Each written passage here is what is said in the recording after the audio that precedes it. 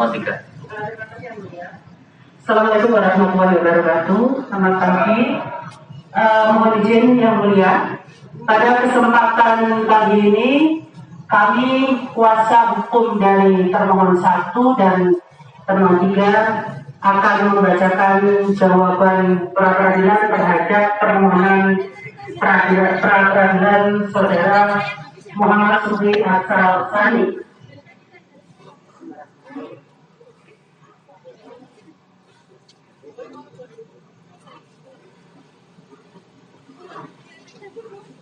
Dalam jawaban ini tidak kami bacakan seluruhnya, hanya kami bacakan pokok-pokoknya saja. Dari halaman 2, dalam eksepsi bahwa Pengadilan Negeri Jombang tidak berwenang untuk memeriksa dan mengadili perkara pra-peradilan nomor 01 garing Fitra garing 2022 garing PN Jombang atas nama pemohon Muhammad Subhi Asal Sani karena bahwa permohonan pra-peradilan yang diajukan oleh pemohon aku adalah cacat hukum karena surat kuasa yang digunakan oleh kuasa pemohon dalam mengajukan dan mendaftar pada Pengadilan Negeri Jombang dengan tanda tangan pemohon berbeda dengan dokumen-dokumen yang dimiliki oleh termohon 1 dan termohon 3 selama proses penyelidikan dan penyidikan. Jadi kemarin di sidang pertama, ketika ditunjukkan surat kuasa, kita lihat ada perbedaan tanda tangan yang diajukan oleh pemohon dalam hal ini prinsipal Muhammad Subhi Asal Sani.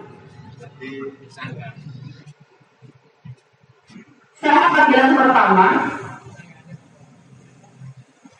hal ini dilakukan oleh pemohon mengingat keberadaan pemohon sejak tanggal 4 Januari tahun 2022 saat panggilan pertama hingga saat ini tidak diketahui keberadaannya dan kemudian terdapat surat permohonan sidang pra-peradilan yang diajukan melalui kuasa hukumnya yang notabene diawali dengan surat kuasa.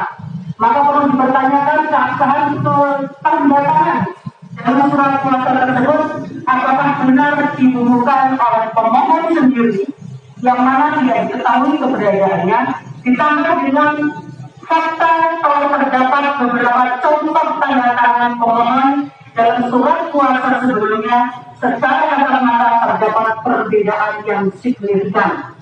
Oleh karena itu mohon hakim yang memeriksa untuk menolak surat kuasa yang ditandatangani oleh pemohon atau setidak-tidaknya dapat memerintahkan untuk menghadirkan pemohon dalam rangka memastikan keabsahan surat kuasa tersebut.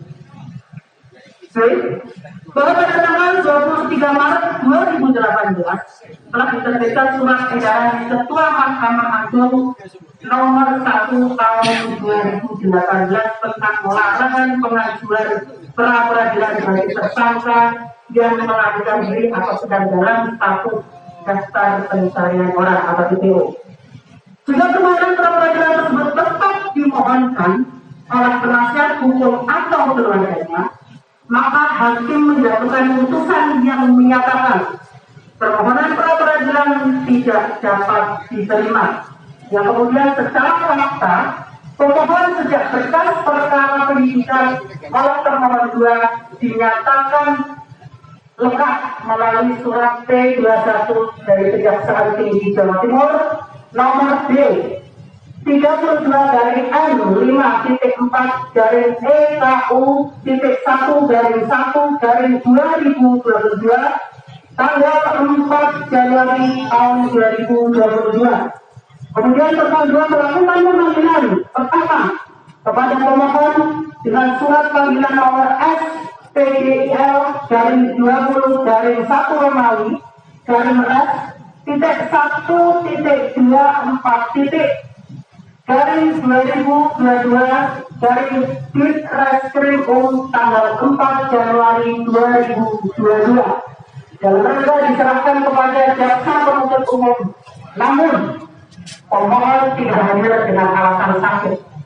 Dan kemudian dilakukan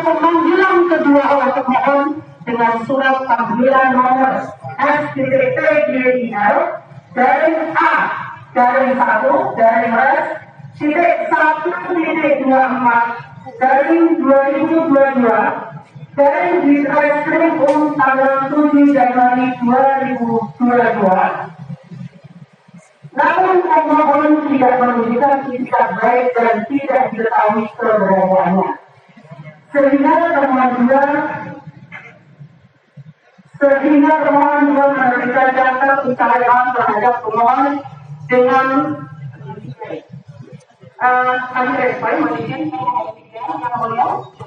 termohon 3 menerbitkan daftar pencarian orang terhadap pemohon dengan surat nomor -2 DPO garing 3 garing 1 Romawi garing res titik 1.24 garing 2022 garing Ditreskrim tanggal 13 Januari 2022, sehingga status dari pemohon saat dibukanya sidang pra peradilan ini inkasu adalah DPO dan berdasarkan SEMA 1 tahun 2018 haruslah ditolak. Satu Romawi, tanggapan termohon. 1. Bahwa termohon menolak dalil-dalil pemohon untuk seluruhnya, terkecuali terhadap hal-hal yang diakui kebenarannya. 2. Bahwa termohon tidak akan menanggapi dalil-dalil pemohon satu persatu. Termohon hanya akan menanggapi dalil-dalil permohonan pra peradilan yang ada relevasinya dengan penyidikan akuo. Dalam kurung video pasal 77 KUHP sampai dengan pasal 83 KUHP serta putusan Mahkamah Konstitusi nomor 21 garing PUU strip 12 Romawi garing 2014 tanggal 28 April 2015 tentang perluasan objek pra peradilan, yakni menguji tentang administrasi penyidikan perkara tindak pidana orang termohon selaku aparat penegak hukum. Sedangkan terhadap dalil-dalil pemohon yang tidak ada relevansinya dengan penyidikan akuo atau yang menyangkut proses penyidikan serta hal yang tidak menyangkut objek pra peradilan akan dikesampingkan. 3. Bahwa kewenangan lembaga pra peradilan telah ditentukan secara eksklusif dan limitatif dalam pasal 77 KUHP, yakni memeriksa dan memutus sah atau tidaknya penangkapan, penahanan, penghentian penyidikan atau penghentian penuntutan serta ganti kerugian dan atau rehabilitasi bagi seseorang yang perkara pidananya dihentikan pada tingkat penyidikan atau penuntutan. Kewenangan lembaga pra peradilan akuo dapat pula disebut sebagai objek cumulatif atau objek perkara pra peradilan. Namun dengan adanya putusan Mahkamah Konstitusi nomor 21 PUU 13 Romawi dari 2014, maka objek pra peradilan diperluas yaitu menguji sah atau tidaknya penetapan tersangka dan kemudian sebagai pedoman hakim memeriksa dalam sidang pra peradilan dalam rangka menjalankan putusan Mahkamah Konstitusi tersebut. Maka Mahkamah Agung menerbitkan peraturan nomor 4 tahun 2016 khususnya pada pasal 3. Pada pasal 2 ayat 2 yang menyatakan secara eksplisit berbunyi bahwa pemeriksaan pra peradilan terhadap permohonan tentang tidak sahnya penetapan tersangka hanya menilai aspek formil, yaitu apakah ada paling sedikit 2 alat bukti yang sah dan tidak memasuki materi perkara. Berdasarkan ketentuan pasal 8 ayat 1 Undang-Undang Nomor 12 Tahun 2011 tentang pembentukan peraturan perundang-undangan mengatur salah satu jenis peraturan perundang-undangan adalah peraturan yang ditetapkan oleh Mahkamah Agung. Pengakuan kewenangan Mahkamah Agung dalam menyusun peraturan dibandingkan lembaga negara lainnya adalah konten peraturan untuk mengisi kekosongan hukum, sehingga hakim di bawah lembaga Mahkamah Agung wajib untuk menentaatinya. Fakta-fakta. Satu, bahwa perkara ini berawal dari peristiwa yang dilaporkan oleh saudari Maili Nabil Khoiriyah dengan laporan polisi nomor LPB garing 392 garing 10 Romawi garing 1.1.24 garing 2019 garing Jatim garing Subang tanggal 29 Oktober 2019. Dua, sebagai tersangka hakim pemeriksaan dan kuasa pemohon untuk membentuk rasa keadilan dan hati nurani. Izinkan termohon untuk menguraikan secara garis besar fakta peristiwa pidana ini terjadi, namun tidak secara detail masuk dalam materi pokok perkara. Dalam kurung video pasal 2 per 4 tahun 2016 ada beberapa peristiwa berdasarkan alat bukti yang diusulkan oleh pemohon dan kemudian dikonstruksikan kronologis proses penyelidikan dan penyidikannya sebagai berikut. A. Bahwa pada tanggal 29 Oktober 2019, termohon satu menerima laporan dari pelapor yang bernama Maili Nabil Khoiriyah dan menerbitkan laporan polisi nomor LPB dari 392 garing 10 Romawi garing garing 1.24 garing 2019 garing Jatim garing Subang. Selanjutnya, korban diantar ke RSUD Jombang untuk dilakukan visum evaluasi dengan surat nomor B garing 96 garing 10 Romawi garing 2019 garing Par tanggal 29 Oktober 2019 kepada Direktur RSUD Kabupaten Jombang.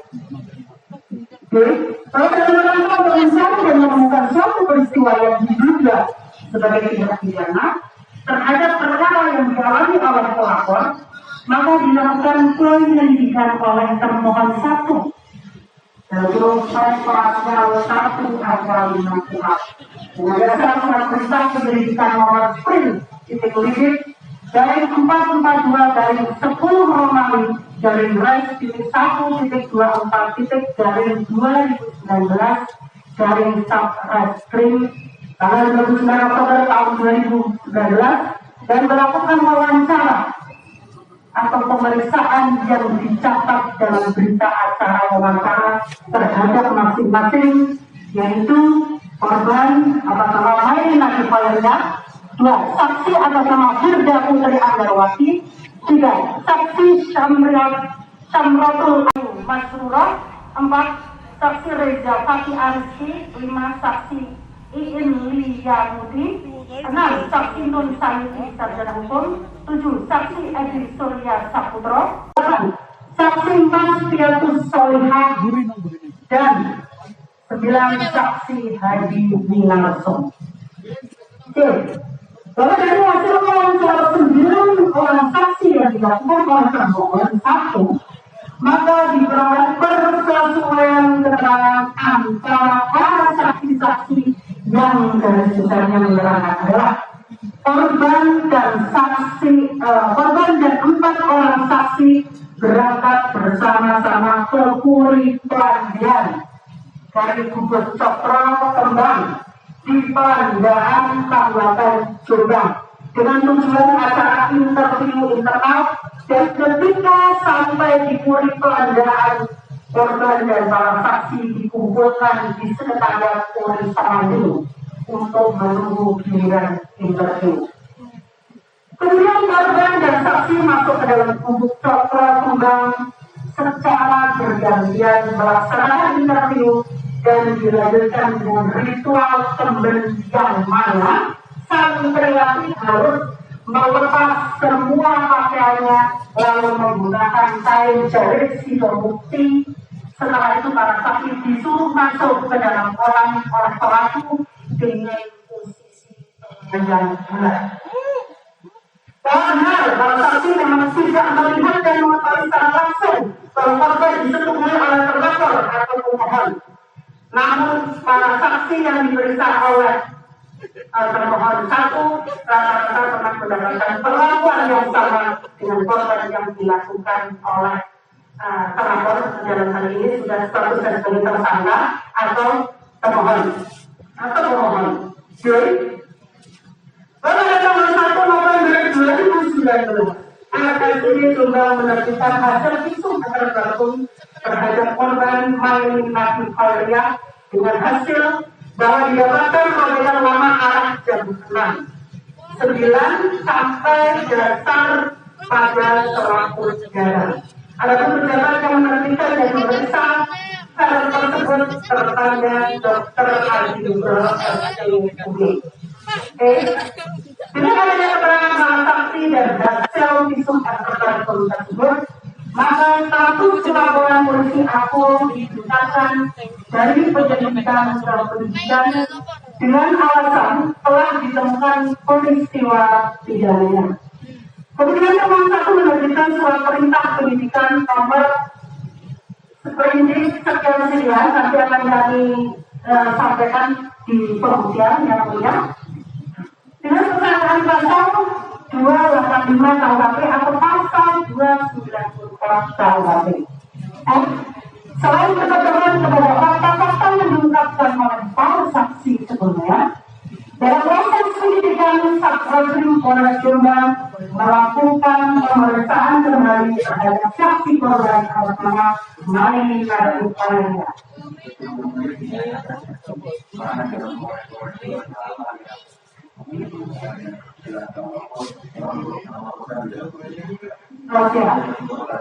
Siap. Tentunya kalau ada yang memberikan fakta dan sebagainya, lalu ada kaitannya dengan persidangan tidak perlu lebih jauh karena pemohon juga sudah jawabannya. Siap. Di mana terbuka untuk umum, kita tetap harus menghormati dan menjaga agar aspek-aspek persidangan dan aspek lain yang tidak perlu diserahkan. Tanpa mengurangi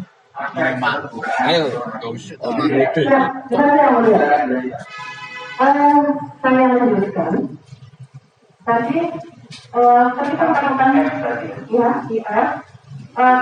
saya ulangi yang mulia. Selain berpedoman kepada fakta-fakta yang digunakan para saksi sebelumnya dalam proses penyidikan, Satreskrim Polres sudah melakukan pemeriksaan kembali terhadap saksi korban serta melakukan penyitaan terhadap beberapa barang bukti yang ada hubungannya dengan tindak pidana yang terjadi.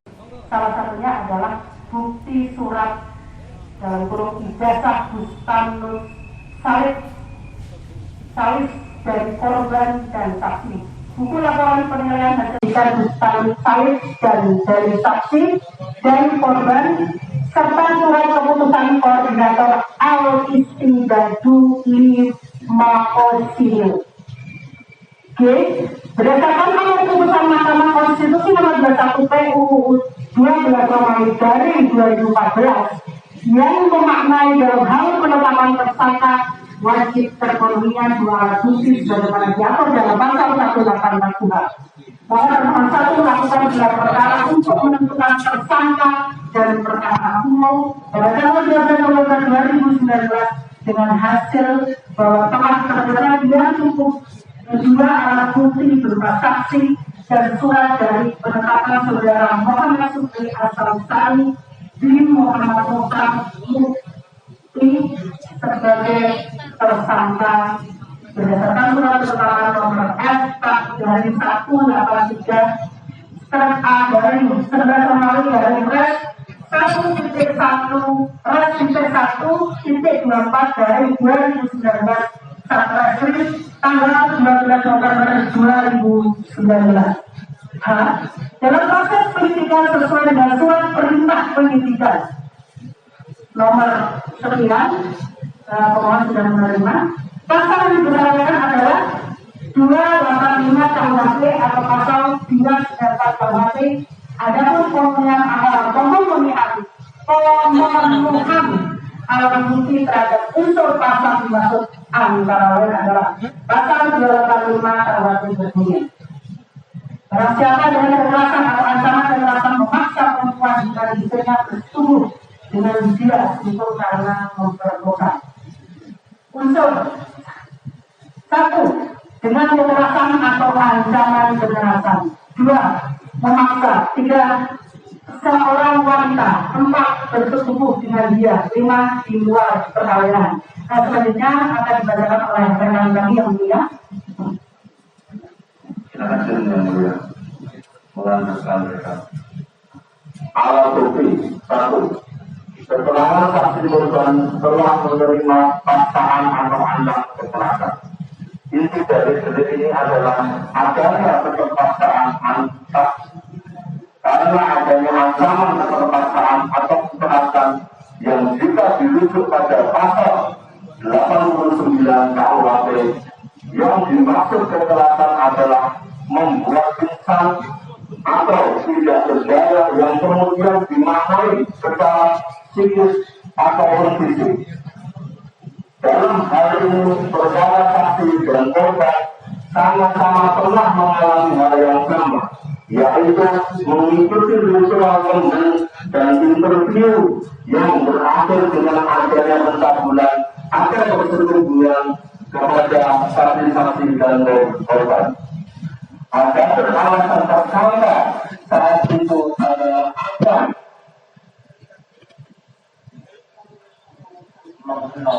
mengenalkan apa sehat dengan cara disuruh melepas pakaian dan ketika korban menolak maka tersangka memaksa dengan menyatakan bahwa jika korban menolak maka masih menggunakan akal. Hal ini mengakibatkan korban mengalami kondisi mental kebingungan dan dilematis pilihan untuk mengikuti gurunya dan akhirnya korban mengikuti keinginan tersangka sehingga terjadilah persetubuhan tersebut. Atas fakta pemeriksaan saksi dan korban maka benar korban saat itu berada dalam tekanan atau paksaan sehingga bingung untuk mengambil keputusan. 2. Keterangan saksi bahwa para saksi sejumlah 7 orang yang diperiksa mengetahui telah terjadi tindak pidana persetubuhan oleh tersangka terhadap korban yang dialami juga oleh santriwati lainnya dengan cara yang sama, yaitu melalui pola interview dan kungkum berbuka berendam tanpa busana ataupun di dalam kolam di bawah bubuk coklo yang dilakukan di bubuk coklo Puri Pelandaan Jombang oleh tersangka, sehingga para saksi yang ketika itu berada di bubuk coklo walaupun tidak dengar atau dia tidak mengetahui sendiri tetapi mempunyai nilai pembuktian berdasarkan putusan MK nomor 5665 tahun 2010. B. Bahwa pada tanggal 8 Mei 2017 bertempat di Bubuk Coklo, Puri Pelandaan Kabupaten Jombang telah dilakukan interview oleh tersangka terhadap beberapa orang saksi dan korban. Saksi Firda Putri Ambarwati melihat korban memasuki Bubuk Coklo dari pukul 06.30 sampai dengan pukul 10 WIB. Pada saat itu saksi Firda Putri Ambarwati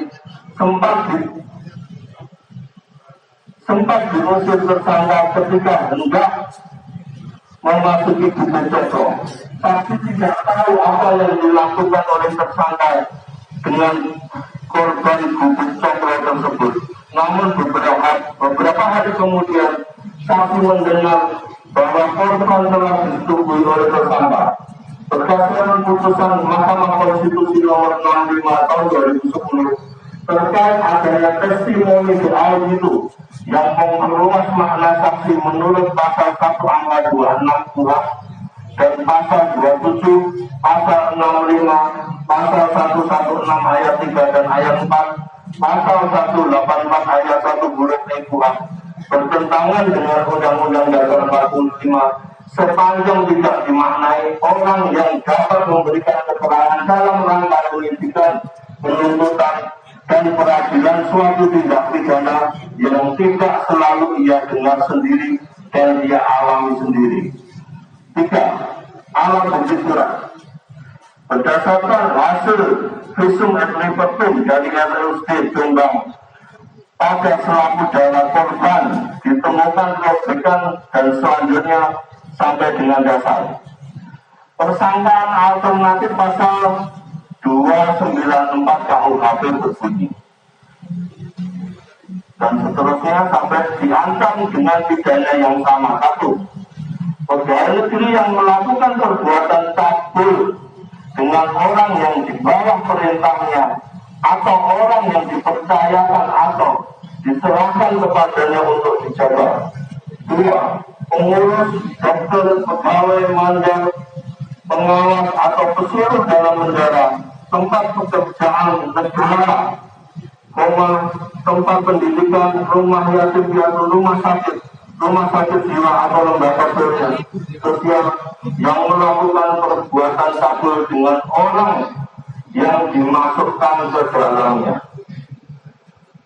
Unsur pasal 294 KUHP. Barang siapa melakukan perbuatan cabul, 2. Guru tempat pendidikan, 3. Cabul dengan orang yang dimasukkan di dalamnya. Pemenuhan alat bukti terhadap unsur.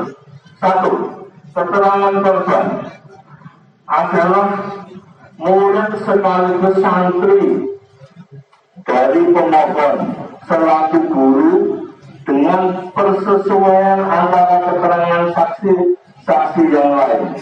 Dalam kasus ini ada hubungan kausal sebab akibat antara guru dengan murid yang menjadi korban. Hubungan kuasa, hubungan kausal yang bersifat patriarkis dikategorikan sebagai wujud ketidakseimbangan sehingga murid atau korban rentan mendapatkan tekanan atau ancaman sehingga terpaksa menjadi korban kekerasan seksual. Dalam banyak putusan pengadilan, kasus-kasus ini sering terjadi dan hakim memutuskan secara sah dan meyakinkan ada ancaman kekerasan yang terjadi dan ada ancaman yang memaksa korban dijadikan objek persetubuhan pelaku. 2. Alat bukti surat. A. Bahwa berdasarkan hasil tes dari RSUD Jombang pada korban ditemukan adanya dan sebagainya membuktikan bahwa secara fisik benar terdapat luka pada diri korban. B. Penyitaan terhadap bukti surat. Penyidik telah melakukan penyitaan terhadap 3 lembar surat keputusan koordinator dan sebagainya pada tanggal 1 Januari 2018 tentang pemberhentian sebagai murid MPG dan MG. 1 buah kartu tanda bermukim pada Muroba Kotul Banat atas nama korban. 1 lembar ijazah Bustanur Sani atas nama korban. 1 buah laporan penilaian pendidikan atas nama korban. 1 lembar ijazah Bustanur atas nama korban.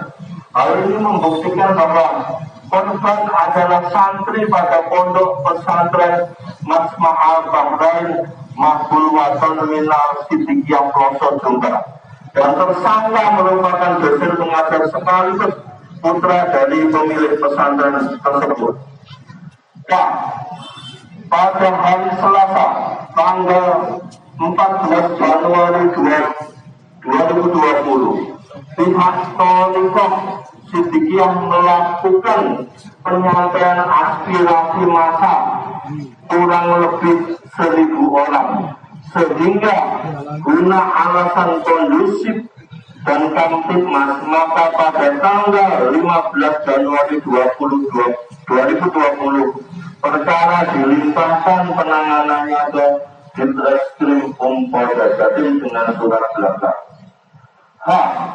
Setelah perkara dilimpahkan kepada termohon oleh Satreskrim Polres Jombang, maka termohon kembali melakukan pemeriksaan terhadap saksi-saksi yang menguatkan adanya peristiwa tersebut dengan saksi sebanyak 28 orang ditambah 2 saksi ahli spesialis kandungan, 1 ahli kejiwaan, dan 3 orang ahli pidana yang secara keseluruhan keterangannya yang menunjukkan persesuaian bahwa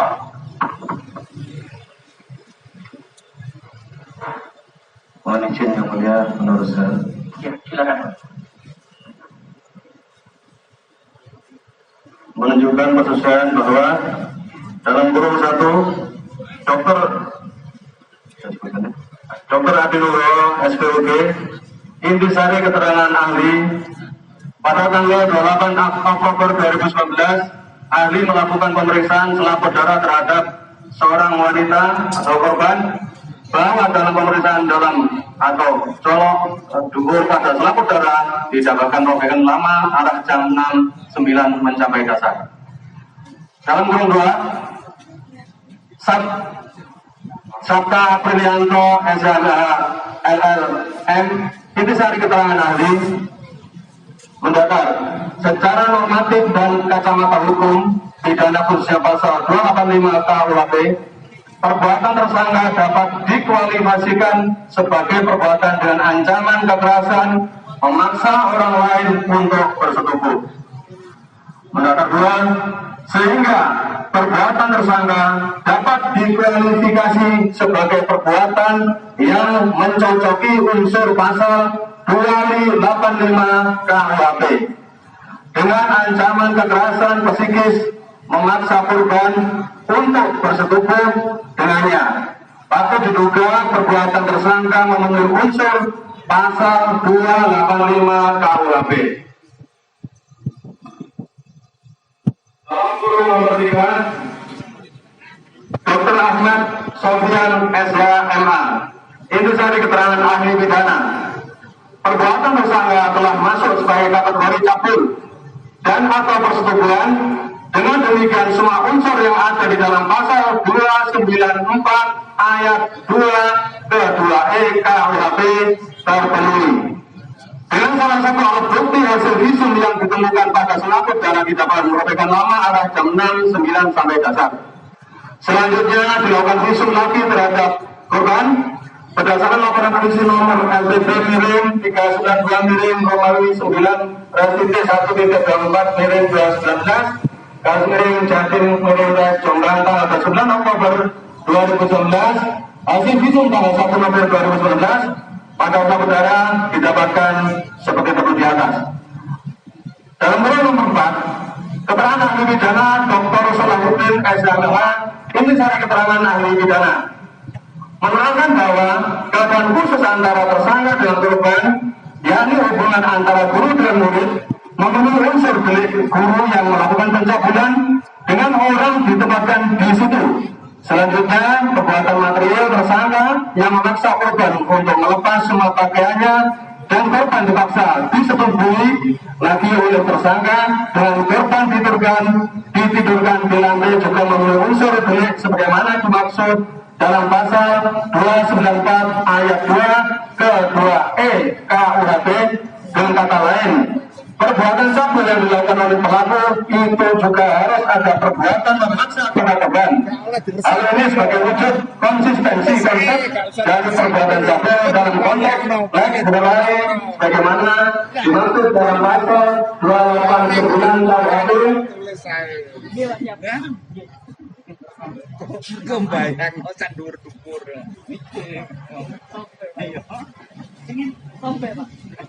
Jadi penyidikan telah terpenuhi 3 alat bukti dan saksi, surat dan petunjuk melalui barang bukti yang disita.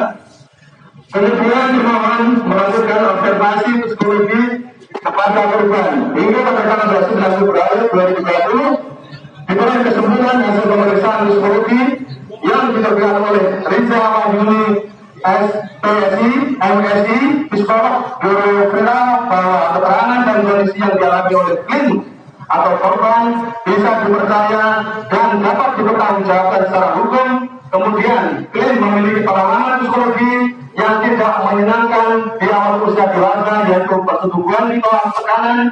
Klien mengalami psikologis yang mendalam sehingga menyebabkan klien memiliki psikopatologi yang disembunyikan. Kondisi ini mempengaruhi kehidupan yang di masa sekarang dan akan datang. Bila kita mendapatkan intervensi psikologi yang tepat dan yang terakhir, klien korban memiliki kebutuhan untuk menjelaskan diri dari frustasi dan konsiderasi. Saat ini klien atau korban tidak banyak beraktivitas di luar rumah, lebih banyak di dalam rumah, di kamar, karena klien atau korban merasa malu, takut membatasi diri dalam bersosialisasi. Huruf C.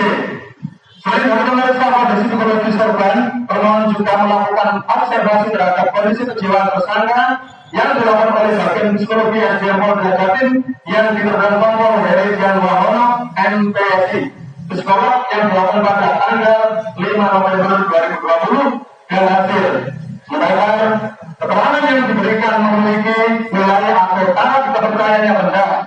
Berdasarkan hasil tes menunjukkan respon perilaku adanya indikasi ketidakjujuran, tidak memberikan keterangan yang sebenarnya terhadap kondisi dirinya sehari-hari, berusaha menampilkan yang baik atau baik good, bersifat represif terhadap masalah dan memiliki kecenderungan mengingkari.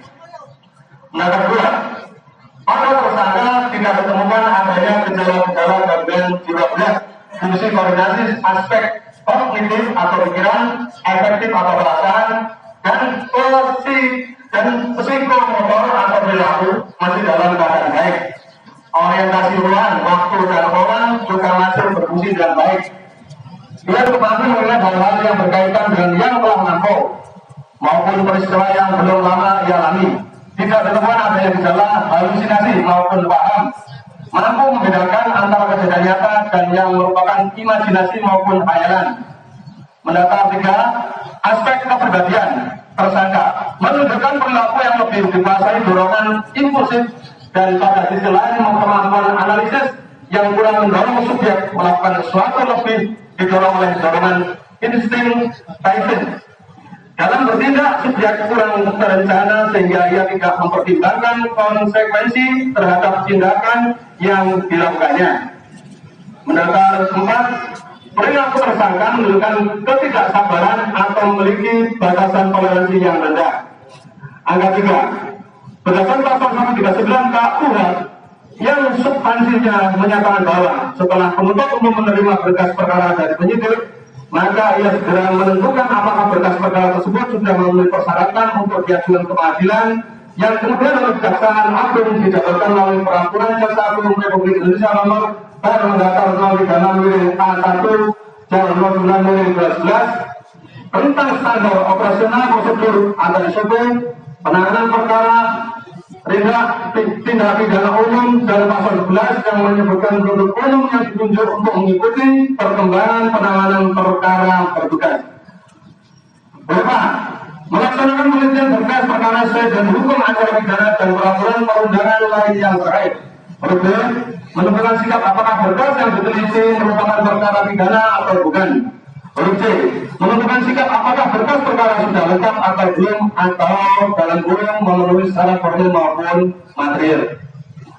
Dan ketika berkas perkara telah memenuhi syarat formil dan material, maka sesuai dengan keputusan Jaksa Agung RI nomor K/11A/11/11/2021 tentang perubahan keputusan Jaksa Agung nomor K/13/JA-1/1/19 tentang administrasi perkara tindak pidana, maka jaksa peneliti menerbitkan surat P21.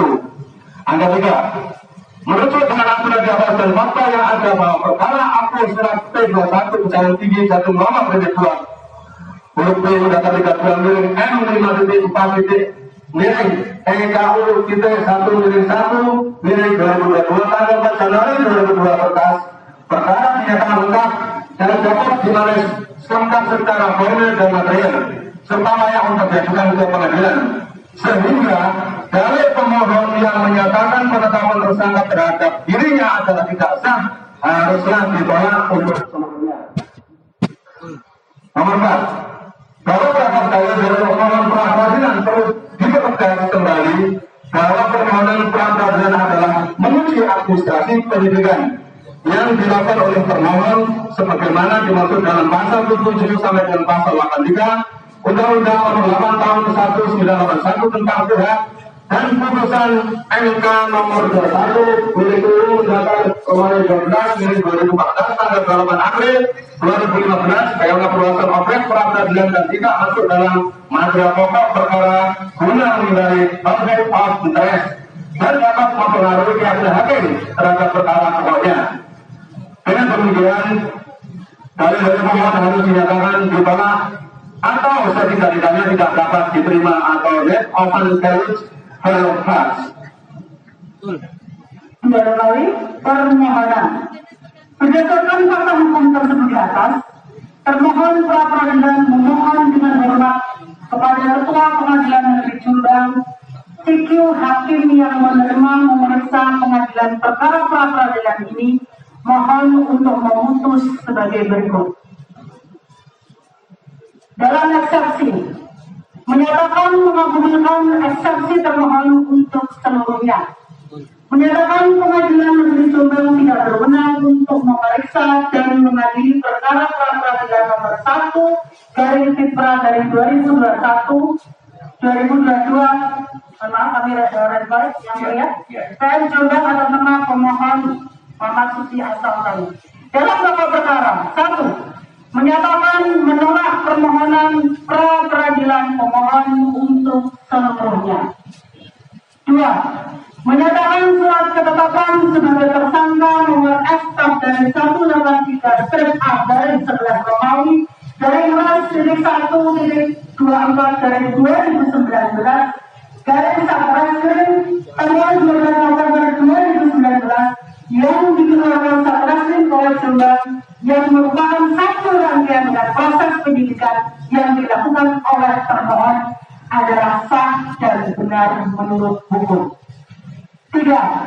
Menyatakan penyidikan perkara laporan polisi nomor LPB dari 392/10 Romawi dari res.1.12/2019 dari Jatim dari Res Jombang tanggal 29 Oktober 2019 telah terpenuhi alat bukti sebagaimana diuraikan di atas dan sesuai dengan pasal 109 ayat 2 KUHP terhadap perkara yang terbukti tidak dapat dihentikan penyidikannya. 4. Menghukum pemohon pra-peradilan untuk membayar seluruh biaya perkara ini. Dan atas terkabulnya permohonan termohon pra-peradilan diucapkan terima kasih hormat kami. Kuasa hukum termohon pra-peradilan AKBP Nurul Anatullah SHMH, Pembina Rahman SHMH, AKP Suryanto SH dan Moderat Sarjana Hukum. Selesai. Demikian yang mulia jawaban dari termohon 1 dan termohon 3. Terima kasih. Jawaban termohon 2 dalam perkara peradilan nomor 1/1/PA/2022 PN Jombang pada pengadilan Jombang antara M. Sufi Azhar melalui kuasa hukumnya dari Haryatna SHMH dan kawan-kawan sebagai pemohon melawan Kepala Kejaksaan Negeri Jombang sebagai termohon 2.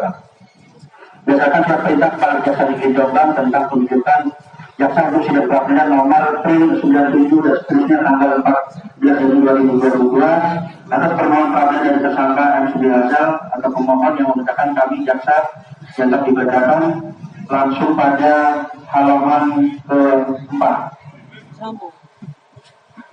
Pokok-pokok permohonan pra-peradilan terhadap termohon 2 bahwa dalam uraian permohonan pemeriksaan pra-peradilan termohon tidak menguraikan secara spesifik alasan-alasan mengajukan permohonannya terhadap tindakan yang telah dilakukan oleh termohon 2 selaku jaksa penuntut umum.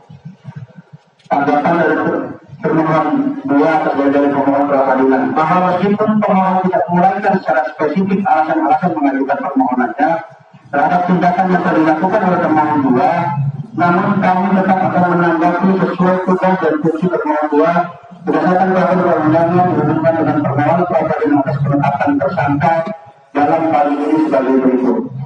1. Bahwa bermula termohon 2 menerima surat pemberitahuan yang dimulai penyidikan atas PDP nomor D/175 dan seterusnya tanggal 12 November 2019 dari termohon 1 yang menurut termohon 2 menuntut keluarga jaksa guna mengikuti ketentuan penyidikan dan meneliti hasil penyidikan perkara tersebut dengan diterbitkannya surat perintah penuntutan jaksa penuntut umum untuk mengikuti perkembangan penyidikan dan meneliti hasil penyidikan perkara 40/16 nomor PRIN 2502 dan seterusnya tanggal 6 Desember 2019.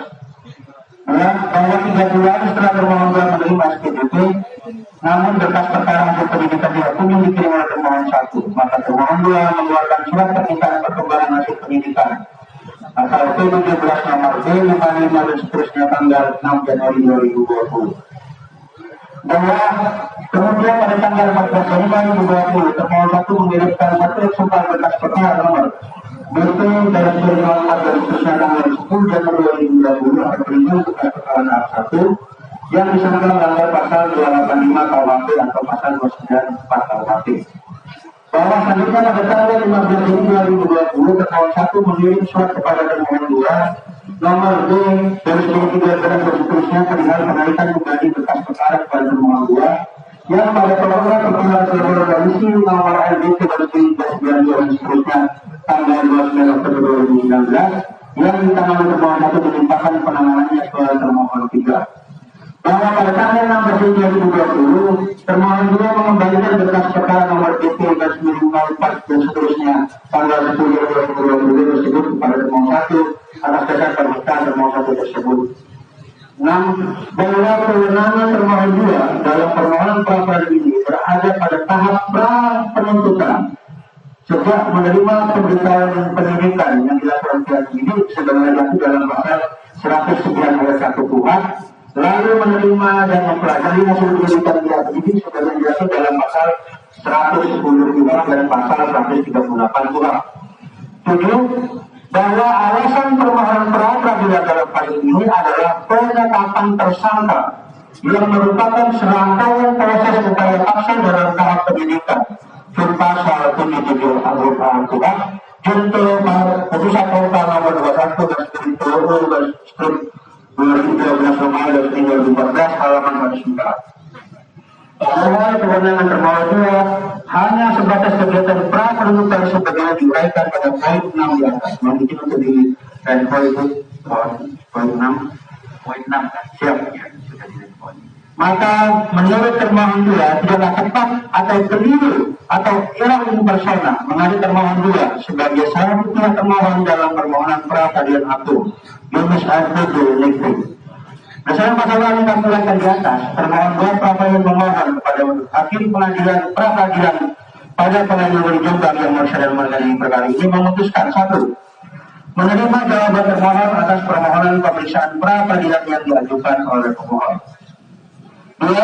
Menyatakan permohonan pra peradilan yang menarik termohon 2 sebagai salah satu pihak termohon dalam permohonan pra peradilan aku adalah kuat in persona. 3. Membebankan diri perkara kepada pemohon. Apabila hakim yang memeriksa dan mengadili perkara ini berpendapat lain, mohon putusan yang seadil-adilnya. Atur dulu. Demikian jawaban termohon ini atas permohonan 2 atau permohonan pemeriksaan pra peradilan yang kami diajukan pemohon kami bacakan dan diserahkan dalam sidang hari ini Jumat tanggal 21 Juni 2022 kuasa termohon 2.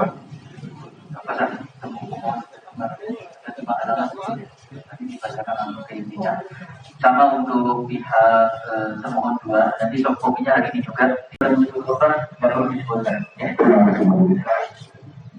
Mungkin nanti kita akan langsung membacakan dari halaman 4 berupa jawaban permohonan banyak. Langsung ke isi jawabannya. Jawaban permohonan banyak. Nanti berbeda yang dengan menanyakan telah mempelajari dan mencermati alasan-alasan pemohon pra peradilan yang diajukan oleh pemohon maka pemohon 4 dapat memberikan jawaban dan penjelasan sebagai berikut. 1. Dalam maksud alasan pemohon mengajukan permohonan peradilan dan adalah terkait penetapan pemohon sebagai tersangka dalam dugaan tindak pidana sebagai dimaksud dalam pasal 285 KUHP atau pasal 294 KUHP oleh Satuan Reserse Kriminal Kepolisian Resort Jombang atau Satreskrim Polres Jombang sebagaimana laporan polisi pada Kepolisian Resort Jombang dengan nomor PD Garing dan seterusnya tanggal 29 Oktober 2020 atas nama pelapor sebagai korban yang kemudian pemeriksaannya dilimpahkan kepada Direktorat Reserse Kriminal Umum Kepolisian Daerah Jawa Timur sebagaimana surat Polres Jombang nomor P Garing 144 dan seterusnya tanggal 15 Januari 2020 tentang pelimpahan laporan polisi ke Direktorat Polda Jatim. Video permohonan peradilan pemohon halaman 1. 2. Bahwa penetapan tersangka terhadap pemohon merupakan dengan penuh kewenangan dari pemohon 1. 3. Bahwa karena penetapan tersangka terhadap pemohon merupakan dengan penuh kewenangan dari pemohon 1, maka pemohon peradilan oleh pemohon yang menyatakan termohon tetap sebagai salah satu pihak dalam peradilan adalah tidak tepat atau tidak personal karena belum menarik orang sebagai termohon 4 atau salah pihak kimis to the next. 4. Selain itu, pemohon juga sudah pernah mengajukan permohonan peradilan terkait objek yang sama, yaitu penetapan pemohon sebagai tersangka dalam dugaan tindak pidana sebagaimana dimaksud dalam pasal 284 KUHP atau pasal 294 KUHP pada Pengadilan Negeri Surabaya dan telah diputus berdasarkan putusan peradilan nomor 35 garing titik P garis miring 2020 garing PMSP tanggal 16 Desember 2021 dengan ampar putusan sebagai berikut. A. Menyatakan permohonan peradilan aku kurang pihak. B. Menyatakan permohonan peradilan aku tidak dapat diterima. C. Menghukum pemohon peradilan untuk membayar biaya perkara sejumlah mikir. 5. Bahwa apabila suatu perkara sudah pernah diajukan ke pengadilan dan terhadapnya telah dijatuhkan putusan serta putusan tersebut telah memperoleh keputusan hukum tetap, maka terhadap perkara tersebut tidak boleh lagi diajukan gugatan baru untuk memperkarakannya kembali atau disebut levis in idem. 6. Bahwa sesuai dengan pasal 1917 KUHP Perdata, syarat levis in idem adalah A. Apa yang diduga sudah pernah diperkarakan sebelumnya. B. Terhadap perkara terdahulu telah ada putusan hakim yang telah berkekuatan hukum tetap inka panukin tersebut. C. Putusan bersifat positif di subjek atau pihak yang berperkara sama. E. Objek gugatan sama. 7. Bahwa dengan demikian maka permohonan pra-peradilan yang diajukan oleh pemohon kepada pengadilan negeri Jombang harus dinyatakan levis in idem. Romawi 4, petitum termohon 4, berdasarkan alasan-alasan yang telah diberikan di atas, termohon 4 mohon kepada Majelis Hakim pra-peradilan pengadilan negeri Jombang agar berkenan memutuskan hal-hal sebagai berikut. 1. Menyatakan termohon 4 bukan merupakan pihak dalam pra-peradilan. 2. Menyatakan permohonan peradilan dari pemohon tidak dapat diterima karena salah menyatakan pihak. 3. Menyatakan permohonan peradilan dari pemohon levis in idem. 4. Menyatakan membebankan biaya perkara kepada pemohon peradilan atau apabila pengadilan berpendapat lain mohon putusan yang disadarkan ex aequo et bono. Demikian hormat kami kuasa termohon 4. Terima kasih. Terima kasih. Sama ini, meskipun kemarin kita sudah menetapkan soal kalender atau menyepakati di tempatnya, di mana pihak pemohon sempat menyampaikan tidak akan mengajukan replik atau tanggapan lagi. Nah, Pak duduk di situ aja, Pak. Begitu. Namun demikian kiranya perlu kami tanyakan, ya kan? Karena seperti yang disampaikan di awal, adalah peradilan secara spesifik tidak diatur secara rinci, praktek peradilan juga bervariasi. Terhadap jawaban yang sudah disampaikan oleh para pemohon, apakah dari pihak pemohon masih akan menanggapi terhadap jawaban-jawaban itu? Tidak menanggapi, ya. Jadi karena sudah tidak ada tanggapan, maka pemeriksaan perkara ini bisa kita lanjutkan dengan pemeriksaan bukti-bukti yang dihadirkan oleh para pihak. Sebagaimana telah disampaikan oleh hakim dalam persidangan sebelumnya, ya, tidak perlu berurutan, tidak ada tata-tata khusus yang siap hari ini untuk menghadirkan bukti, karena prinsipnya adalah siapa yang mendalilkan sesuatu, dia yang harus membuktikan, siapa yang menyangkal sesuatu juga harus membuktikan sangkalannya. Ditanyakan dulu kepada pihak pemohon, sudah siap untuk bukti surat hari ini? Untuk bukti surat kami siapkan hari Senin yang mulia. Baru hari Senin siap. Ada saksi nggak nanti? Ada. Berapa orang? Ahli 2, Ahli 2, ya, fakta 2. fakta 2. Jadi 4 orang yang akan kita periksa, yang kemungkinan akan dihadirkan hanya 4. Hanya 4, cuma kalau untuk hari Senin, kemudian hari Senin itu untuk bukti surat karena kami 2 ahli ini di luar kota terkait masalah perizinan dari lembaga dari kantor. Untuk ahlinya di hari Selasa, di hari Selasa yang mulia. Untuk saksinya di hari Senin bisa? Fakta ya 2 bisa, ya ahli kami mohon di hari Selasa. Ya, jadi saya tegaskan ya, karena ini kan harus cepat Pak ya, gitu kan. Kita sama-sama tahu, ya kan. Bukan saya yang ingin menyempatkan atau ingin memperlambatkan, tapi memang ditentukannya seperti itu. Jadi dari pihak pemohon untuk hari ini belum siap dengan bukti surat juga belum siap, tapi untuk hari Senin siap dengan bukti surat. Kemudian bersama dengan saksi 2 orang, kemudian hari Selasa itu akan diperiksa ahli. Kemudian untuk para termohon, ya kan, para termohon 1, 2, 3 dan 4, 1 dan 3 apakah jadi 1 pembuktiannya? Jadi 1. Untuk 2 dan 4 masing-masing atau jadi 1? Oh masing-masing. Ya. Kita tanya dulu untuk 1 dan 3. Hari ini sudah siap dengan bukti suratnya? Belum juga. Dan gitu. Kemudian untuk 2 sudah siap. Kalau sudah siap serahkan saja, nggak usah ditunda-tunda kan gitu. Kita terima yang sudah siap terlebih dahulu ya. Satu-satu dulu yang 2 ini tadi. Ada daftarnya? Sudah siapkan daftarnya. Ada berapa buktinya Pak? Ada berapa daftar buktinya jumlahnya?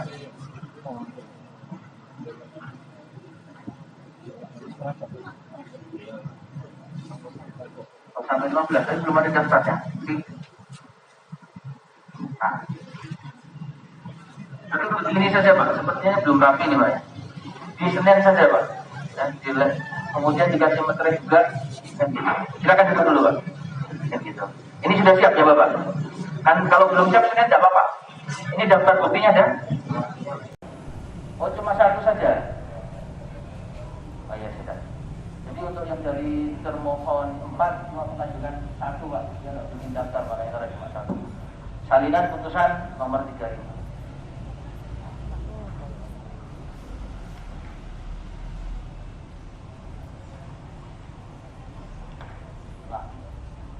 Tadi yang sana belum ada meterainya, yang sini ada meterainya, tapi berlebih Pak. Tiap halaman di meterai. Harusnya tidak perlu, 1 aja. Negara untung banyak ini. 51 halaman Bapak meterai semuanya. Bisa dicabut lagi. Sudah, tidak apa-apa ya. Jadi untuk yang lain meterai itu 1 saja, tiap dokumen 1 ya. Jangan seperti ini tiap lembar dikasih meterai semua. Ya tidak apa-apa. Tidak apa-apa. Saya berikan semuanya. Mau dilihat? Untuk yang dari 2 diperbaiki dulu aja, dibuat daftarnya. Kecuali kalau cuma 1 seperti ini nggak pakai daftar nggak apa-apa. Kalau misalnya sampai 15, T2 ya, T2 nomor 1 apa, T2 nomor 2 apa, T2 nomor 3 apa, gitu ya. Dibuatkan daftar begitu. Itu kan yang kemarin di apa ya? Ini salinan sudah ya. Oke, silakan Mas. Baik, yang hari ini baru menghadirkan, baru termohon 4 itu pun baru menghadirkan alat bukti surat. Ditanyakan dulu pada termohon 1 dan 3 akan menghadirkan saksi ataupun ahli tidak di persidangan ini? Saksinya berapa, ahlinya berapa? Sama-sama 4 ya sebenarnya. Untuk hari Senin yang siap apa?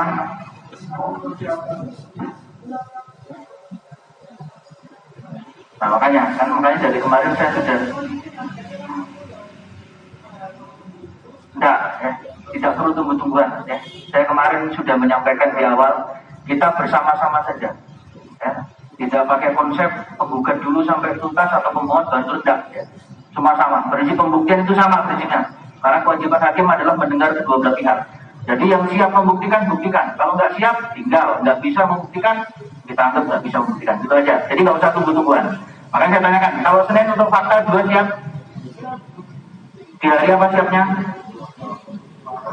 Oke, kalau begitu ahlinya dulu saya tanya di hari apa? Rabu. Saksi faktanya di hari Selasa bisa? Ya. Jadi saya ulangi ya. Untuk hari Senin memeriksa bukti surat dari pemohon dan para termohon, lalu 2 orang saksi dari pemohon. Ya. Kemudian untuk hari Selasa, ya, kalau masih ada alat bukti surat boleh di hari Selasa. Lalu ahli dari pemohon 2 orang ditambah dengan saksi dari termohon 1 dan 3 2 orang. Ya. Untuk hari Rabu ahli dari termohon 1 dan 3 2 orang. Itu hari Rabu. Saya tanyakan untuk termohon 2 dan termohon 4, apakah ada saksi atau ahli yang akan dihadirkan? Tidak ada, ya. Jadi kita bisa sepakati ya, saya susun dari sekarang, ya kan? Untuk hari Senin masih lanjutan bukti surat, ditambah dengan pemeriksaan saksi 2 orang dari pemohon. Mau 3 juga boleh, 4 juga boleh. Jadi kan saksi siap. Untuk hari Selasa pembuktian bukti pemeriksaan ahli dari pemohon 2 orang.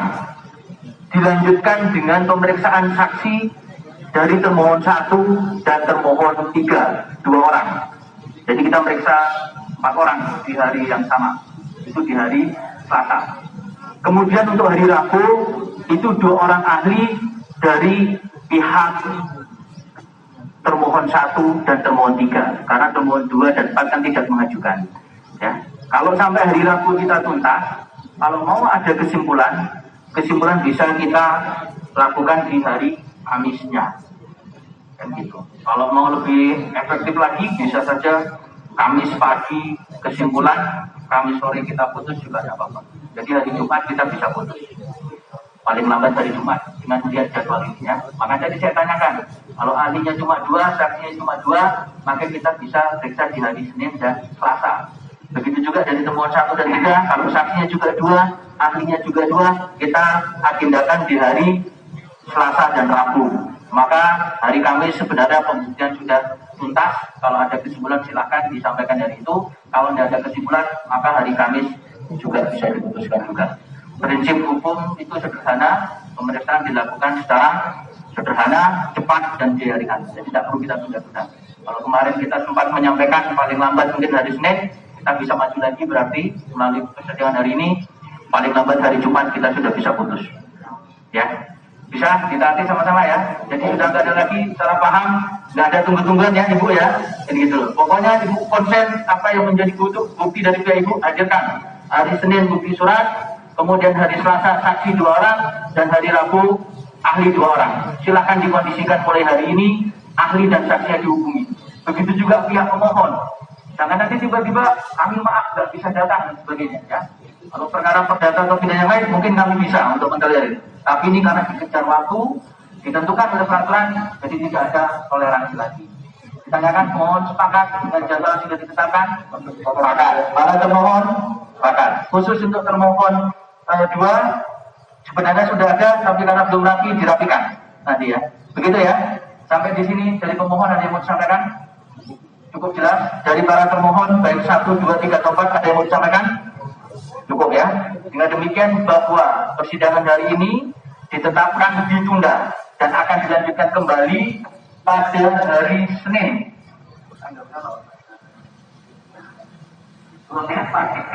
Pada hari Senin tanggal 24 2022 pada pukul 09 waktu Indonesia Barat dengan agenda pembuktian dari para pihak, yaitu bukti surat baik itu dari pihak pemohon dan para termohon, dilanjutkan dengan pemeriksaan saksi dari pemohon sebanyak 2 orang, dan diperintahkan pula kepada pemohon dan para termohon untuk hadir dalam persidangan-persidangan yang sudah disepakati, yaitu pada hari Selasa dengan agenda pemeriksaan ahli dari pemohon dan saksi dari termohon 1 dan 3, begitu juga pada hari Rabu dengan agenda pemeriksaan ahli dari termohon 3 tanpa ada pemanggilan kembali. Sidang hari ini selesai dan ditutup.